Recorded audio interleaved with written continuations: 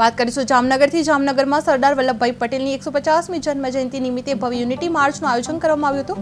79 વિધાનસભા વિસ્તારના રણજીતનગર ખાતે ધારાસભ્ય Divesh Akbari, mayor Vinod Khimsuriya, deputy mayor Krishnaben Sodha, standing committee chairman Nilesh Kathgara અને કમિશનર ડીએન મોદી સહિતના આગેવાનો સરદાર પટેલની પ્રતિમાને પુષ્પાંજલિ અર્પણ કરી હતી અને પદયાત્રાનો શુભારંભ કરવામાં આવ્યો હતો।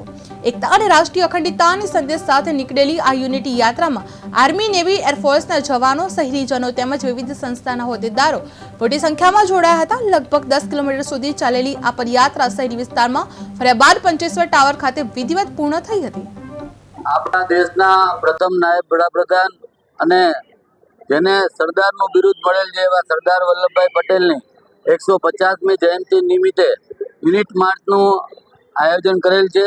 સમગ્ર દેશની અંદર આપણા પ્રધાનમંત્રીશ્રીએ સમગ્ર દેશની અંદર વિધાનસભા વાઇઝ આ યુનિટ માર્ચનું આખું આયોજન કરેલ છે, જેથી એકતા આપણું સરદાર વલ્લભભાઈ પટેલની જે બિરુદ છે એકતા, આજે આપણે કલ્પના કરી કે ભારતના 562 રજવાડાઓને એકત્રિત કરી અને આજે આપણો ભારત દેશનો નકશો છે એ જીવિત રહ્યો છે।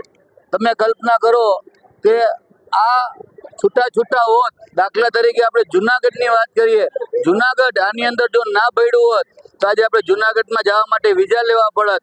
એવા સરદાર સાહેબની 150મી જયંતિ આજે ઉજવી રહ્યા છીએ। તેના માટે આજે સમગ્ર મારી વિધાનસભાની અંદર સરદાર પટેલના સ્ટેચ્યુથી આ યાત્રાની પદયાત્રાનું પ્રસ્થાન થશે। આગળ જતા રૂપિયાનો સિક્કો, હિંગળાજ ચોક, પ્લોટ પોલીસ ચોકી, પવનચક્કી, ખંભાળિયા નાકુ, દરબારગઢ, શાક માર્કેટ, બેડી નાકુ અને પંચેશ્વરના ટાવરે અંદાજે 10 કિલોમીટર જેટલી આ પદયાત્રાનું આયોજન છે।